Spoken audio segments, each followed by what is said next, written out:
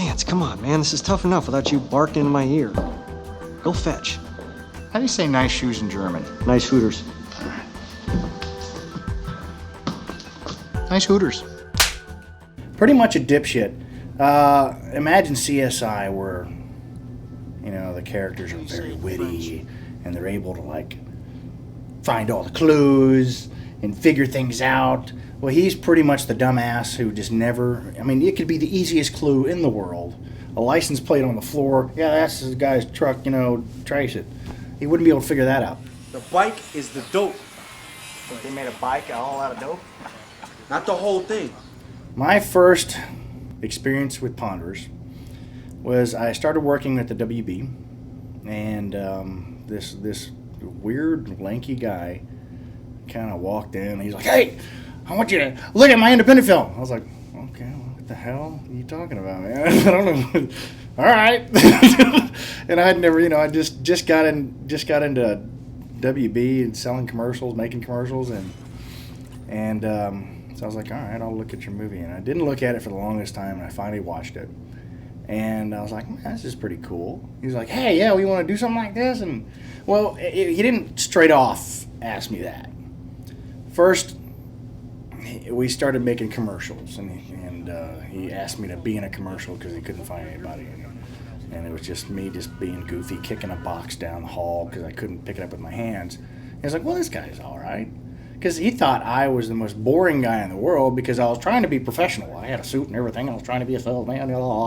He's like, wow, this guy's really got nothing going up there. And then he experienced me there, and he thought, like, okay, this guy's pretty funny.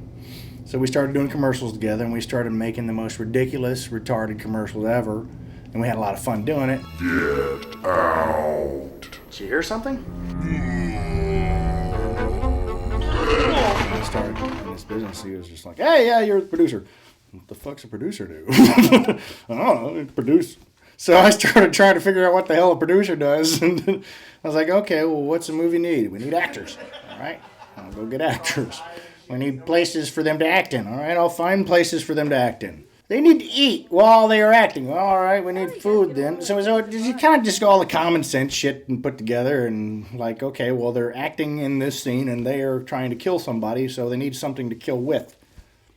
That might be good. Damn, see? See what you made me fucking do? Now sit down and shut the fuck up. Oh, yeah.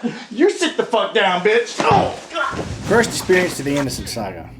Well, I guess technically that would be my stealing of the scripts you threw away. And I talked to him about it. He's like, what the fuck? It's a secret. So that was my first experience with the Innocence Saga.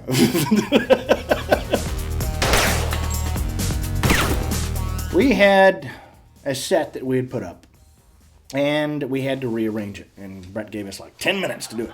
And there are 4 walls, and we had to turn them around and rearrange everything in 10 minutes. That's not easy. And we had to paint it and duct tape all the corners and everything. So instead of just like fucking knocking it down and do it, Sergio, of course, has to do some quantum mechanics equations to figure out the rotation of the Earth and the goddamn gravitational pull on the wall, which he didn't believe in gravity, by the way. And figure out how to place these walls properly when all you had to do is say, that looks good. Oh, it's not right up here. The camera won't fucking see it, goddammit. Fucking Serge. Fucking Surge. Fucking Surge. Surge. Fucking Serge. Goddamn you, Serge. Gravitational pull. It's not right. It's gravitational push. Okay. The camera wouldn't see. He would just nitpick on and just go on and on about it. And we couldn't drill into his head that the camera wouldn't fucking see it. So, yeah, that was our term. And it kind of just grew to everybody started saying it. Nobody had respect for him in the end. You don't buckle up. Fucking Surge. Sorry, did I mess that up? Basically making a puzzle. You take a piece of each little film and you have to put it all together, right? But when you put it back in the box, you just kind of crumple it all together, throw it in the box, shake it up, and you just throw it out there. Like, film that! You got to put the puzzle together. It's not like you just start with film 1 goes here.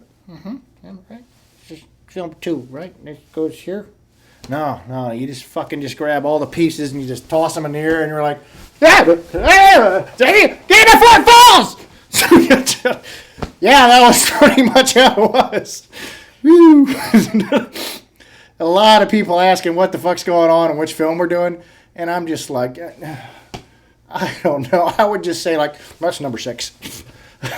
What's the name of the film? Plot number 6. I don't know. What the hell? Against the wind, whatever. I don't know. How many times over the years have we manipulated news reports? Come on, Thomas. It was anticlimactic, really. It was, because it just kind of just, all of a sudden, just bit by bit, people were getting wrapped, and it was just kind of like, you're done. Get the fuck out of here. I don't want to see you again.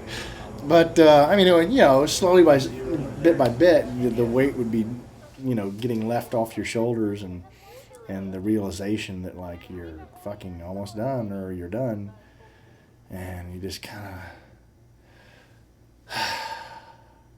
It's like taking a huge ass dump. You feel really good afterwards. You feel lighter. You feel relaxed. I mean, guys especially, what a good crap feels like. You're sitting there, you're working hard on it. It's just painful, and it's just coming out, and you feel like your ass is being ripped out, and it's demons dancing circles around you, screaming nasty things, and acid, and you're bleeding, and that was the Innocence Saga number 10, and all that came out, and you felt cleansed, and whole again, and almost one with the universe. But it was nice, because we always had somewhere to go.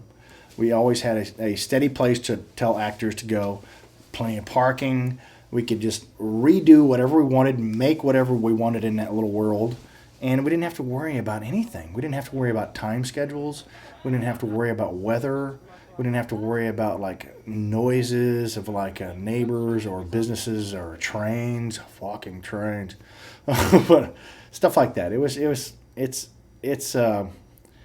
a real easy way to get things done without having to fuck with other people's property. Damen und Herren, danke für das Kommen. First of all, it was the budget constraints. I think I spent more than I was given because I really wanted some cool looking Nazi uniforms, and I didn't want this horrible rendition of it. But even then, we only had a certain amount. So we went to the Army, Navy, used, whatever fucking place they're called. Got a couple of like old World War II like wool jackets of different types, Australian, stuff like that.